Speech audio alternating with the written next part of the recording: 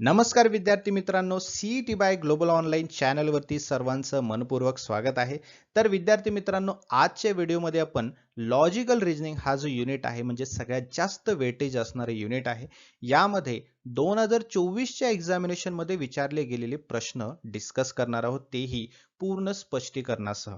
त्यासोबतच काही MCQ सुद्धा आपण प्रॅक्टिस करणार आहोत. जर तुम्ही महाराष्ट्र MBA CET 2026 साठी प्रिपरेशन करत असाल, तर हा व्हिडिओ शेवटपर्यंत बघा, कारण इनइक्वेलिटीज हा जो चॅप्टर आहे, महत्वाचा चॅप्टर आहे, त्यावरती आपण 2024च्या परीक्षेतील सर्व प्रश्न बघणार आहोत, तेही संपूर्ण स्पष्टीकरणासह. त्यामुळे सर्वांनी हा व्हिडिओ शेवटपर्यंत पाहायचा आहे. पुढे जाण्याआधी अत्यंत महत्त्वाची गोष्ट तुम्हाला सांगू इच्छितो. तुम्ही जर येणाऱ्या MBA CET 2026 साठी प्रिपरेशन करत आहात आणि तुम्हाला बेस्ट कॉलेजमध्ये ॲडमिशन घ्यायचं असेल, तर तुमचा पर्सेंटाईल हाय असणं गरजेचं आहे. त्यासाठीच तुमच्या प्रिपरेशनला बूस्टअप करण्यासाठी ग्लोबल ऑनलाईन घेऊन आलेला आहे MBA CET 2026 कंप्लीट कोर्स, ज्यामध्ये तुमची पूर्ण तयारी करून घेतली जाणार आहे. तुमचा पूर्ण सिलेबस लाईव्ह सेशनच्या अंतर्गत कव्हर केला जाणार आहे. तेही मराठी आणि इंग्लिश या कंबाईन लँग्वेजमध्ये आपले इंटरॅक्टिव्ह सेशन्स असणार आहेत. बघा, लाईव्ह सेशनची एक खासियत आहे, तुम्हाला लाईव्ह इंटरॅक्शन करता येतं. काहीही डाऊट असेल तर तुम्हाला लाईव्ह विचारता येतं. आणि काही कारणास्तव जर तुमचा लाईव्ह सेशन मिस झालाच, तर तुम्हाला त्याचं रेकॉर्डेड सेशन सुद्धा मिळणार आहे, जेणेकरून तुमचं प्रिपरेशन कुठेही थांबणार नाही. तुमचं लाईव्ह आणि तुमचं रेकॉर्डेड या सेशनच्या द्वारे प्रिपरेशन कंटिन्यू राहील.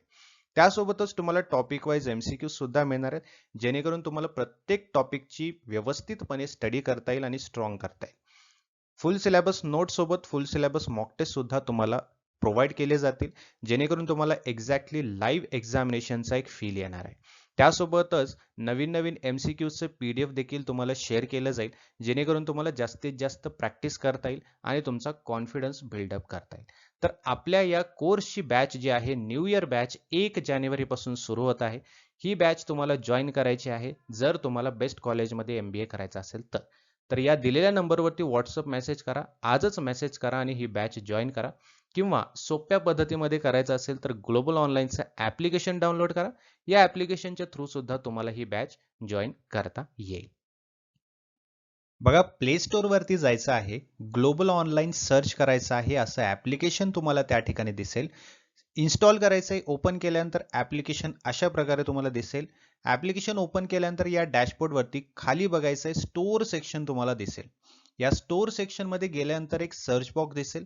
सर्च बॉक्समध्ये तुम्हाला MBA CET असं सर्च करायचं आहे. हा कोर्स तुम्हाला त्या ठिकाणी दिसेल. त्यावरती क्लिक करायचं आहे, जॉईन करायचं आहे. बघा, त्या ठिकाणी तुम्हाला डेमो लेक्चर सुद्धा दिसतील. जर तुम्हाला डेमो लेक्चर्स पाहायचे असतील, ते सुद्धा फ्री ऑफ कॉस्ट तुम्हाला तिथे पाहता येऊ शकतात. सो त्यानंतर तुम्ही जॉईन करून तुमचा कोर्स, तुमची जी प्रिपरेशन आहे ते स्टार्ट करू शकता. तर विद्यार्थी मित्रांनो, हा आहे तुमचा 2024च्या एक्झामिनेशनमध्ये विचारला गेलेला प्रश्न. If A is greater than B and B is greater than or equal to C and C is equal to D and D is less than E, then which of the following is definitely true?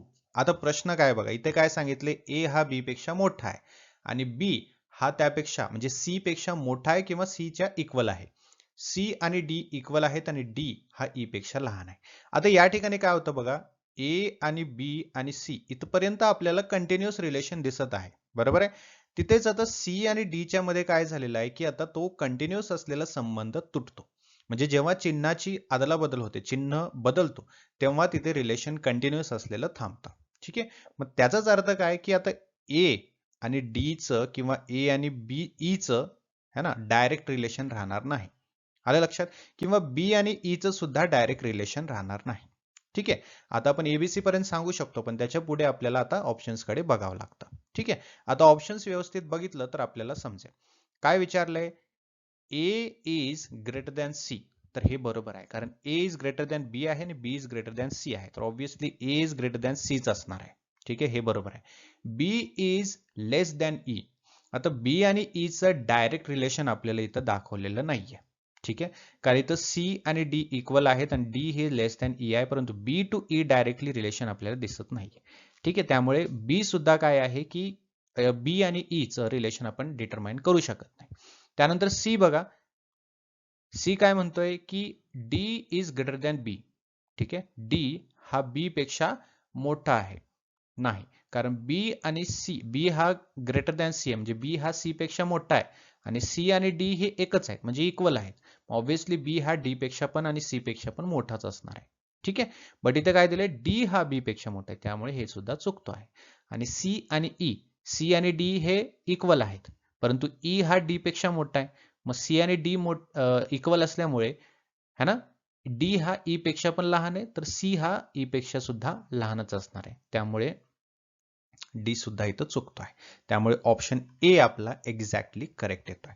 ठीक आहे, आता चिन्ह बदललं, समजा continuous चालू असलेलं चिन्ह है ना, जेव्हा पुढे जाऊन बदलतो त्या ठिकाणी रिलेशन थांबतं, त्या ठिकाणी रिलेशन वेगळा होतो. ठीक आहे, मग प्रिव्हियस म्हणजे जसं की ए पासून बी पर्यंत, बी पासून सी पर्यंत आपल्याला कंटिन्युअस दिसतो आहे चिन्ह. इथे सी आणि डी च्या मध्ये चिन्ह बदललं आहे, त्यामुळे काय होतं, ए चं आणि डीच्या पुढे जे काही अल्फाबेट्स येतील, जे काही पॉइंट्स येतील, त्यांचा संबंध राहणार नाही, किंवा बी सुद्धा त्यांचाही संबंध राहणार नाही. ठीक आहे, हे लक्षात ठेवायचं. आता पुढचा प्रश्न बघा, हा सुद्धा तुमचा 2024च्या एक्झामिनेशन मधला प्रश्न आहे. स्टेटमेंट काय दिले, ए इज ग्रेटर दॅन बी, म्हणजे ए हा बी पेक्षा मोठा आहे आणि बी आणि सी हे इक्वल आहेत, राईट, आणि C is less than D आहे. बरोबर आहे, म्हणजे बी सुद्धा लेस दॅन डी असायला पाहिजे. बरोबर आहे, मग यामध्ये दोन कन्क्लुजन दिलेत, या कन्क्लुजन पैकी कुठलं कन्क्लुजन बरोबर आहे हे आपल्याला ऑप्शन्स मध्ये दिलंय, तसं ओळखायचं आपल्याला. आता ए इज ग्रेटर दॅन डी आहे का? आता ए आणि डी चा डायरेक्ट संबंध आहे का? नाही, राईट, कारण इथे चिन्ह आपल्याला बदलताना दिसतोय, त्यामुळे ए आणि डी चं डायरेक्ट आपल्याला रिलेशन बघता येत नाही. त्यामुळे स्टेटमेंट 1 जो आहे तिथपर्यंत आपण डायरेक्टली पोहोचू शकत नाही, कॅन नॉट बी डिटरमाइंड. बी काय म्हणतोय, किंवा सेकंड कन्क्लुजन काय म्हणतोय, बी इज है ना लेस दॅन डी, मग हे बरोबर आहे, कारण बी आणि सी हे इक्वल आहेत आणि पुढच्या स्टेटमेंट मध्ये सांगितलंय की C is less than D आहे, है ना, मग C is less than D आहे, तर B is less than D असायला पाहिजे. का? कारण बी आणि सी हे सिमिलर आहेत. आलं लक्षात? त्यामुळे आपला ऑप्शन बी ओनली टू फॉलोज, म्हणजे फक्त कन्क्लुजन 2 जे आहे हे बरोबर येत आहे, असा त्याचा अर्थ होतो. आलं लक्षात? बघा, हे प्रश्न तुमच्या एक्झामिनेशन मधला आहे आणि कसा पॅटर्न आहे, कशा पद्धतीने विचारलं हे समजून घेण्याचा प्रयत्न करा, कारण 70-80% जे प्रश्न आहेत ते रिपीट होत असतात एक्झामिनेशन मध्ये, त्यामुळे याचा तुम्हाला खूप मोठा फायदा होणार आहे. अशाच पद्धतीने सॉल्व्ह करायचं आहे आणि अशाच पद्धतीने तुम्हाला एक्झामिनेशन मध्ये मार्क्स मिळणार आहेत. आलं लक्षात? पुढचा प्रश्न बघा, हा तुमच्या 2024 मधलाच इनइक्वेलिटीचा प्रश्न आहे आणि थोडासा ट्रॅप क्वेश्चन याला म्हणतात. बघा काय ट्रॅप आहे याच्यामध्ये, कारण आपल्याला असं वाटतं की हे सुद्धा ऑप्शन बरोबर वाटत आहे, बट तो ऑप्शन बरोबर का नाही हे आपल्याला ओळखावं लागतात. ते कसं करायचं मी तुम्हाला सांगणार आहे. बघा, P is equal to or greater than Q, म्हणजे P is greater than Q आहे, किंवा P is equal to Q आहे, हे एक झालं. दुसरी गोष्ट, Q is greater than R आहे, Q is greater than R आहे, ही दुसरी गोष्ट. आणि तिसरी गोष्ट म्हणजे R is less than S आहे, किंवा R is equal to S आहे. ठीक आहे, मग which of the following is true, असा आपल्याला प्रश्न विचारलाय. ठीक आहे, आता ए ऑप्शन बघा, P is greater than R आहे, बरोबर आहे. आता P is greater than R असणार आहे, कारण P is greater than Q आहे आणि Q is greater than R आहे, मग Q हा R पेक्षा मोठा आहे, है ना, R पेक्षा मोठा Q आहे आणि Q पेक्षाही मोठा P असणार आहे, मग P हा R पेक्षाही मोठाच असणार आहे, तर ऑप्शन ए इथे बरोबर येतोय. दुसरा ऑप्शन बघा, Q is greater than S. आता Q आणि S मधलं रिलेशन विचारले आपल्याला. आता यामध्ये डायरेक्ट रिलेशन तर आपल्याला दिलं नाही. ठीक आहे, आता डायरेक्टली बघायला गेलं तर आपल्याला असं वाटतं है ना, की R पेक्षा Q मोठा आहे, है ना, Q हा R पेक्षा मोठा आहे, परंतु S हा R पेक्षा मोठा आहे, मग इथे डायरेक्ट रिलेशन तर येत नाही.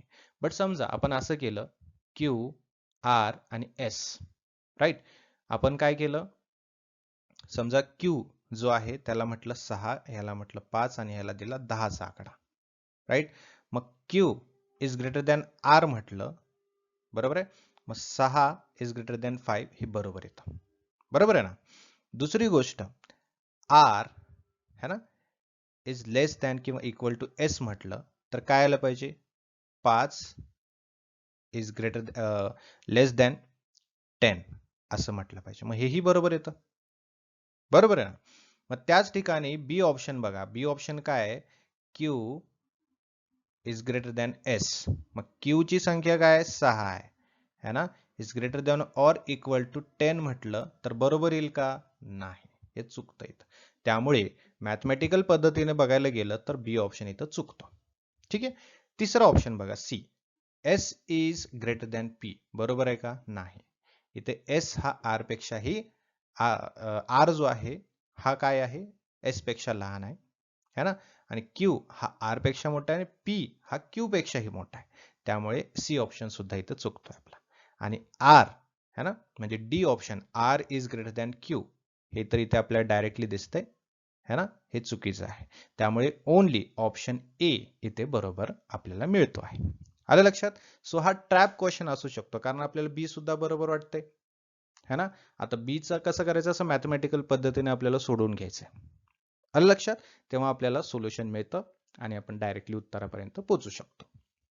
पुढचा प्रश्न बघा, अत्यंत सोपा प्रश्न आहे, खूप सोपा प्रश्न आहे, कारण इथे डायरेक्ट रिलेशन दिले आपल्याला, म्हणजे कंटिन्युअस रिलेशन दिले, कुठेच आपल्याला चेंज नाहीये, है ना. पहिला आहे तुमचा x, है ना, इज ग्रेटर दॅन y, आणि त्यासोबतच x is equal to y.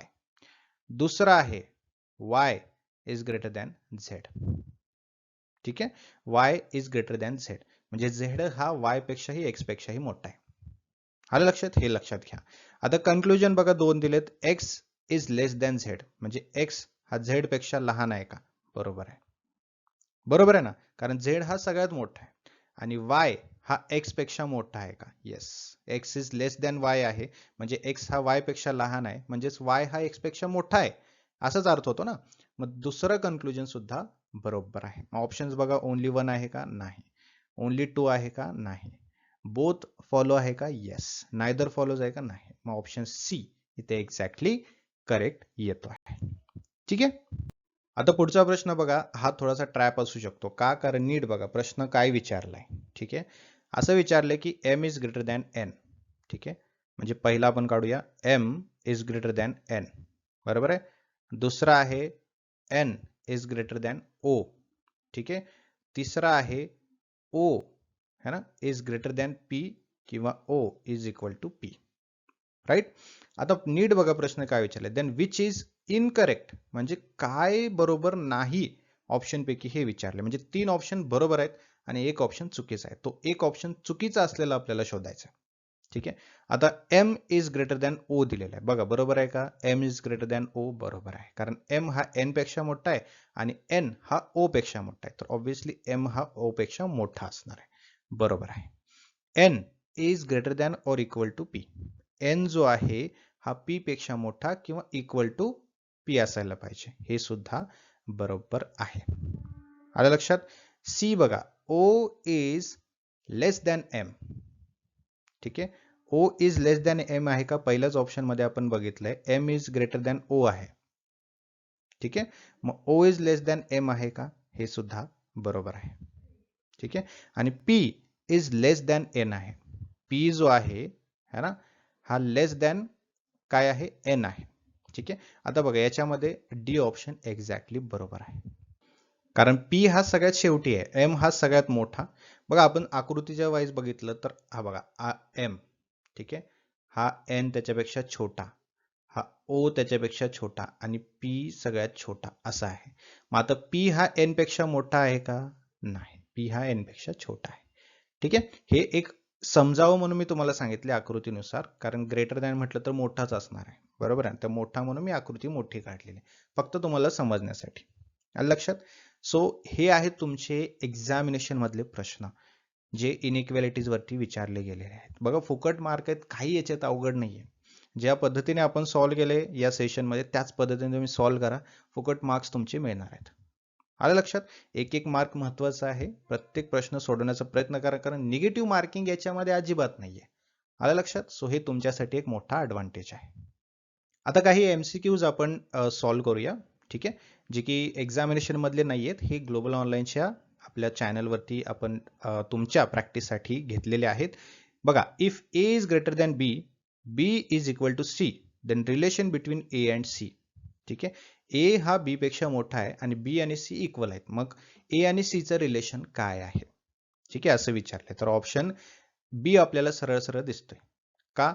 कारण ए हा बी पेक्षा मोठा आहे, ठीक आहे, आणि बी आणि सी इक्वल आहेत, म्हणजे सेम साईजचे आहेत.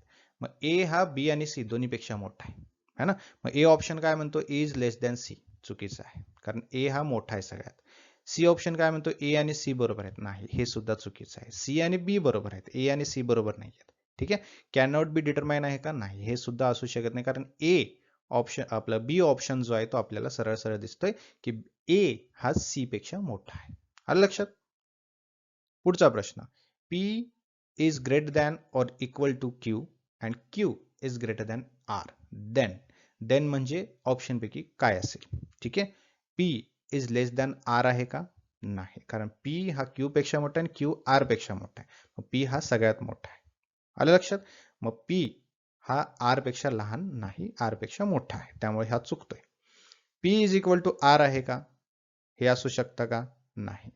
P is greater than R आहे का, हे असू शकतं, बरोबर आहे. कॅन नॉट बी डिटरमाइन असू शकतं का, नाही. ऑप्शन सी एक्झॅक्टली बरोबर आहे. P हा सगळ्यात मोठा असल्यामुळे P is greater than R exactly बरोबर आहे. पुढचा प्रश्न, X is less than Y, Y is less than or equal to Z, then relation between X and Z, ठीक आहे. X आहे है ना, हा Y पेक्षा लहान आहे, मग Y आपण याला मोठा करूया थोडा. Z जो आहे है ना, तो Y एवढा सुद्धा असू शकतो किंवा Y पेक्षा मोठाही असू शकतो. आलं लक्षात? असं दिलेलं आहे. मग ऑप्शन्स बघा. मग X आणि Z चं काय रिलेशन आहे असं विचारले आपल्याला. X is greater than Z आहे का, नाही. X is less than Z आहे का, बरोबर आहे. X is equal to Z आहे का, नाही. कॅन नॉट बी डिटरमाइन आहे का, नाही. तर ऑप्शन बी आपल्याला बरोबर दिसतोय.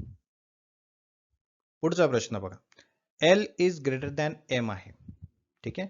म्हणजे L is greater than M म्हटलं तर L हा M पेक्षा मोठा आहे, बरोबर आहे.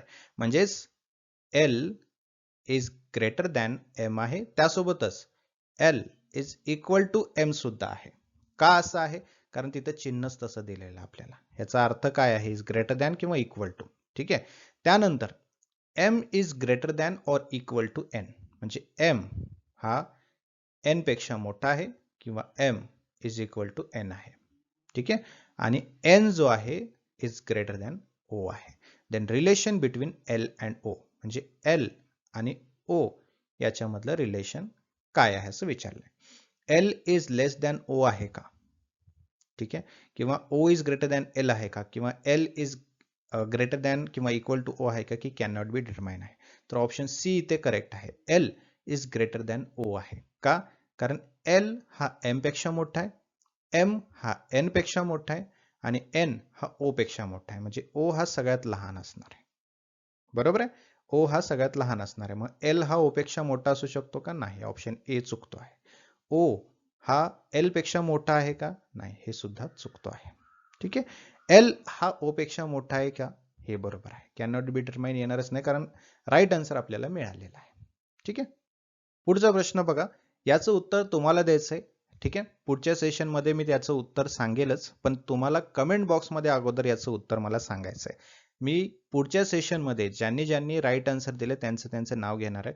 A#B दिलेलं आहे, म्हणजेच काय, हॅशचा अर्थ आहे लेस दॅन, ठीक आहे. म्हणजे A#B याचा अर्थ काय आहे, A is less than B, ठीक आहे. म्हणजे हॅशचा अर्थ आहे लेस दॅन, ठीक आहे. त्यानंतर B@C, ठीक आहे. B@C याचा अर्थ काय आहे, B is greater than C, म्हणजे @चा अर्थ आहे ग्रेटर दॅन, ठीक आहे. मग A#B असेल आणि B@C असेल, देन ऑप्शन पैकी कुठला राईट असेल असं विचारले आपल्याला. तर याचं उत्तर तुम्हाला सगळ्यांना द्यायचं आहे. मला सगळ्यांकडून उत्तर आहे, ज्यांनी ज्यांनी हा सेशन, जे लोक हे सेशन पाहत आहेत त्यांच्या सगळ्यांकडून मला उत्तर हवं आहे. ABCD जे काही आन्सर असेल कमेंट बॉक्स मध्ये मला सांगायचं आहे. फक्त B किंवा C किंवा A किंवा D जे तुम्हाला लिहायचं ते तुम्ही लिहू शकता. आलं लक्षात? सो बेस्ट ऑफ लक. नक्की सर्वांनी आन्सर द्या. मी पुढच्या सेशन मध्ये ज्यांनी ज्यांनी आन्सर दिलेला आहे त्या सर्वांचं नाव घेणार आहे, ठीक आहे.